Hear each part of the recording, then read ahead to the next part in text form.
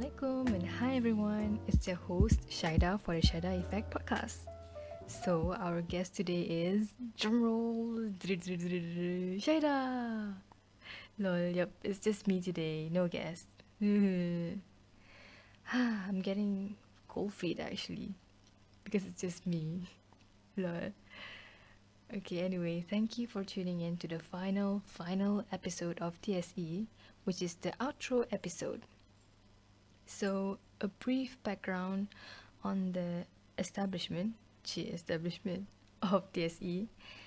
It is actually a very tiny small project, but I'm happy with it because even though it is small, it is very meaningful to me and personal even because it consists of pieces of unique stories by ordinary people, ordinary humans that I get to share with other people on this platform. So the start of this the Shadow Effect podcast is something of more of like an experiment because I've always loved listening to people's stories and learning from those people's stories. So I guess I've always been more of a listener, sort of. So I was looking forward to creating something that can last for a long time. Something that my generation, my anak-anak, cucu-cucu, and all that can look back, reminisce, and get inspiration or motivation from.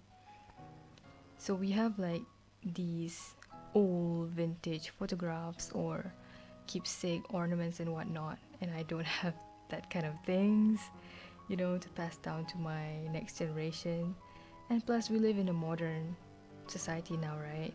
We live in a modern world, and I guess this is like a digital ornament for my next generation, I guess. I have hopes that my voice as a host and my guest vibrant ones too can like infinitely inspire and motivate people from generation to generation, inshallah. And so that's how TSE is born. I should have like said this in the intro, not the outro, lol, but it doesn't matter, I guess. As you may or may not know, I wasn't actually sure about this whole thing. I've been, contemplating and arguing with myself like a lot, especially at the back of my brain, scraping the sheer confidence that I have. And I can't believe I actually pushed myself out of my comfort zone to do this. It was fun though. It wasn't torturing. It was fun. Yeah. When I first started, a few friends actually pointed out that it has similar vibes to the Aida Azlin show. Although it is really flattering, I am actually nervous because my podcast is, is very new and it doesn't even come close to hers. She is like on another level, and I'm just like, oh, this tiny little ant. Like, and of course, I don't have such a wide fan base or, like sisterhood.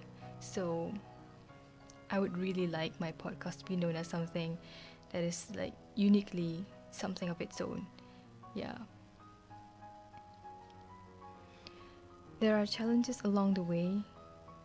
For example, being an introvert, there are times that I feel like, oh, I don't want to do this. Because I would have to talk to people and prepare questions.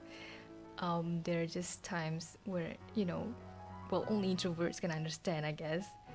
But the state of euphoria once I've recorded an episode talking to a guest and then publish it for you guys to listen, to tune in, it feels so great that I feel addicted, to that feeling. It makes me feel so happy. Yeah, and I just get addicted to produce more, more episodes each month. I keep renewing my intention every single episode for fear I wouldn't do it with sincerity, because at the very start, I question myself a lot, like, okay, why do I want to do this? Obviously, I would have to do it out of sincerity, right? I keep saying to myself, it is okay, even if there's only one listener, if I can impact at least one person, it is okay. It doesn't have to be like popular and stuff. I only have 9 guests on this podcast, but all of them are so special and so unique in their own ways. One might actually think that they're just ordinary people, but honestly, that is what makes them so special. Honestly, to me, they are really special. I'm not even kidding. Like, I don't know, like, I'm not sure, but I like to see, even though it's mundane, I like to see it's the little things that count. You know that overused quote, the little things that count. Yeah, yeah, I appreciate those.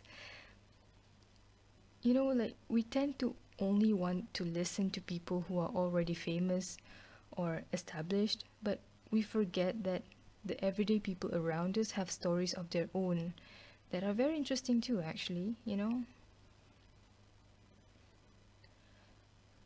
I've learned a lot from multiple people's perspectives, my guest perspectives, which definitely add values to my worldview, and I definitely, absolutely learn a lot about myself as well. Not just my guests, but myself.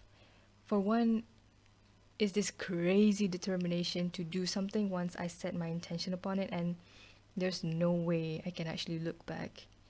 And I guess I've come to appreciate that about myself, which is awesome. Right, so I don't want to ramble on for too long because it proves how much I find it uncomfortable talking to myself publicly like this. Lol. Also, I want to keep it short, like the intro episode, which is 7 minutes, I think. So, of course, I feel very sad to finally wrap up TSE since it has become a part of me, a part of my routine, but deep down, I have big hopes for this. Hope? Okay. For this podcast to continue and flourish. So, I guess let's see each other in the next episode. Inshallah, fingers crossed. Wait, we haven't reached the end yet.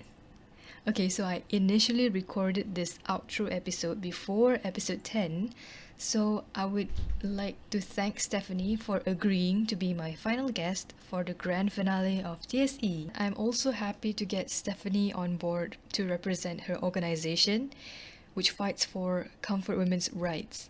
I really hope with this small effort of mine, more people will become more aware with the history behind that issue. After all, those who do not learn history are doomed to repeat it, right?